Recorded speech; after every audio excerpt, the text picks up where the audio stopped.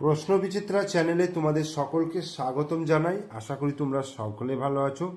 আজকে আমরা এই ভিডিওর মাধ্যমে পড়ব ক্লাস 4-এর প্রথম পর্যায়ক্রমিক মূল্যায়নের জন্য গণিতের 10 নম্বর প্রশ্নপত্র। এর আগে আমি 9 নম্বর প্রশ্নপত্র পর্যন্ত করিয়েছি, তার প্লে লিস্ট রেডি করা রয়েছে।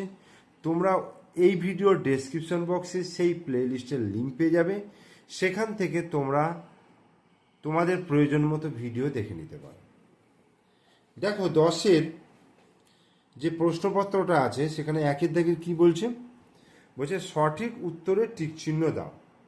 3, 5, 4, 7 এই 4টি অঙ্ক দিয়ে গঠিত সব থেকে বড় 4 অঙ্কের সংখ্যাটি হলো। দেখো 3, 5, 4, 7 এটা দিয়ে তৈরি সব থেকে বড় সংখ্যাটা কী হবে বলো তো? 7543। অর্থাৎ বড় থেকে ছোট সাজালেই হবে 7543। ক্ষয়েরটা বলছে দুটি কাঁটাযুক্ত একটি ঘড়িতে ছোট কাঁটাটি 3 এবং 4-এর ঘরে মাঝখানে এবং বড় কাঁটাটি 6-এর ঘরে থাকলে সময় কটা বাজবে। মানে বড় কাঁটাটা 6-এর ঘরে, মানে 5 × 30। তার মানে এখানে দেখো 3 আর 4-এর মাঝখানে ঘন্টার কাঁটা, তার মানে 3:30 অ্যান্সার হবে। 2011 সালে ফেব্রুয়ারি মাসের সপ্তাহ সংখ্যা কটা? 4টে হবে, কারণ 2011 সাল হচ্ছে লিপ ইয়ার নয়। তার মানে 28 দিনে মাস হবে ফেব্রুয়ারি মাস, এবং 7 দিয়ে ভাগ করলে 4 × 7 = 28, 4টি হবে। 1, 2, 3 সংখ্যা 3টি দিয়ে গঠিত 3 অঙ্ক বিশিষ্ট সংখ্যাগুলির বৃহত্তম সংখ্যাটি দশকের ঘরের অঙ্কটি কত হবে? কি বলছে? 1, 2, 3 3টি দিয়ে গঠিত 3 অঙ্ক বিশিষ্ট সংখ্যাগুলির বৃহত্তম সংখ্যাটা হবে 3, 2, 1, 321। দশকের ঘরের অঙ্ক হবে, দেখো একক দশক 2 হয়ে যাবে দশকের ঘরের অঙ্ক। এরপরে যোগ করতে বলেছে। যোগ দেখো 0 আর 1 যোগ করলে 1, 2 আর 1 3, 31 দিন হলো। 8 আর 3 আর 9, 10, 11 মাস হলো। আর 3 আর 2 5, 5 বছর 11 মাস 31 দিন। এইবার এখানে দেখো 5 বছর 11 মাস, আর এই 31টাকে লিখতে পারবো 30 যুক্ত 1 দিন। তাহলে 5 বছর, দেখো এই 30 দিন মানে 1 মাস, তাহলে 11 আর এখানে 1, 12 মাস হলো। তাহলে 12 মাস 1 দিন সমান 12 মাস মানে হচ্ছে 1 বছর। তার মানে কত হয়ে যাবে? 5 আর 1 6, 6 বছর 1 দিন।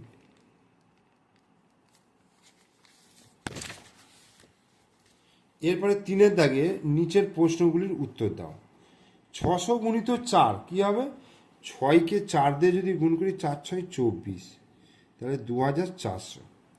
মানের অধক্রমে সাজাও, মানে বড় থেকে ছোট সাজাও। প্রথমে দেখো 832 হবে, তারপরে দেখো 752 হবে, তারপরে হবে 725, তারপরে হবে 512। ওকে। বিয়োগ করতে বলেছে 7, আচ্ছা এই 9টাকে কেটে আমি 8 করলাম, আর এই 0টাকে কেটে 10 করলাম। তাহলে 10 থেকে 7 বিয়োগ করলে 3 হলো, 8 থেকে 1 বিয়োগ করলে 7 হলো, আর এখানে 9 নামলো 9973। এটার ক্ষেত্রে দেখো 5 আর 1 6, 8 আর 1 9, 2 আর 2 4, 6 × 36 6, হাতে 3, 6 × 5 30, 30 আর 3 33, 4 × 6 24, 4 হাতে 2, 4 × 5 20 আর 2 22। তাহলে 6, 4 আর 3 7, 3 আর 2 5, 2, 2576। 4 সপ্তাহ 2 দিন সমান কত দিন? মানে 4 × 7, মানে 1 সপ্তাহ মানে 7 দিন, তাহলে 4 সপ্তাহ মানে 4 × 7, তার সঙ্গে আরও 2 দিন এক্সট্রা রয়েছে, যোগ হবে। তাহলে 4 × 7 = 28, আর 2 28, 29, 30, 30 দিন হয়ে গেল। মানের ঊর্ধ্বক্রমে সাজাও, মানে ছোট থেকে বড়। এখানকার মধ্যে সব থেকে ছোট হচ্ছে 5000, লেস দেন, তারপরে 6829, লেস দেন 7200, লেস দেন 8708। ঘড়িতে সময় ড্যাশটা ড্যাশ মিনিট কটা, দেখো 9টা, ঘন্টার কাঁটা 9-এর ঘরে আছে, আর এটা 1-এর ঘরে মানে 5, তার মানে 9টা 5 মিনিট। 498 সংখ্যাটিতে 9-এর প্রকৃত মান কত? প্রকৃত মান 9। আর 4-এর স্থানীয় মান দেখো, একক, দশক, শতক, 100 দিয়ে গুণ হবে, যেহেতু শতকের ঘরে রয়েছে, তাহলে 400। রাত 9টা 30 মিনিট 24 ঘন্টার ঘড়িতে কটা বাজবে? তাহলে 12টা যুক্ত 9টা 30 কত হবে?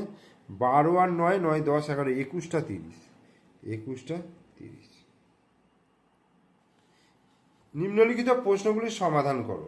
এবারে বৈশাখী মেলায় এতজন মহিলা, এতজন শিশু, এতজন পুরুষ এসেছে। এই মেলায় এবারে মোট কতজন এসেছে হিসাব করি।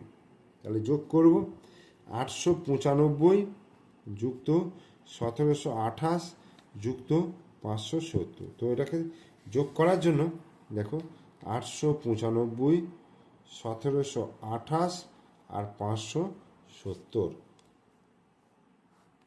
8 আর 5 13, 3 হাতে 1, 9 রেখে 10, 10 আর 2 12, 12, 12, 13, 14, 15, 16, 17, 18, 19, 19 9 হাতে 1, 8 রেখে 9, 9 রেখে 10, 10, 16, 16 আর 5 21, 1 হাতে 2, 2 রেখে 3, 3193 জন এসেছে। নীলাপিসি 4 পেটি আপেল ও 5 পেটি কমলালেবু কিনলো। 1 পেটি আপেল 2200 টাকায়, 1 পেটি কমলালেবু 1700 টাকায় কিনলো। কোন ফল কিনতে নীলাপিসি বেশি খরচ করলো? কত বেশি খরচ করলো? তাহলে 4 পেটি আপেলের দাম কত এখানেই বার করে নেবো। দেখো, 1 পেটি আপেলের দাম 2200 টাকা, তাহলে 4 পেটি আপেলের দাম 4 দিয়ে গুণ করবো, 4 0 0 4 0 0 4 দুগুণে 4 দুগুণে 8800 টাকা, এটা হলো। আর 1 পেটি কমলা লেবুর দাম 1700 টাকা, তাহলে 5 পেটির দাম 1700 গুণিত 5, 5 0 0 5 0 0 5 7 35-এর 5, 5 1 5 6 7 8500 টাকা। তাহলে এইটা হচ্ছে আপেল। তাহলে আপেল কিনতে বেশি খরচ করেছে, এবং কত বেশি খরচ করলো? তাহলে 8800 থেকে 8500 বিয়োগ করব, 0 0 5 আর 3 8, তাহলে 300 টাকা বেশি খরচ করলো। ঠিক আছে, তাহলে 10 নম্বর প্রশ্নপত্র করিয়ে দিলাম। আর তোমাদের প্রথম পর্যায়ক্রমিক মূল্যায়নের জন্য এই 10টাই প্রশ্নপত্র করানো হলো, এর বেশি আর করাবো না আমি।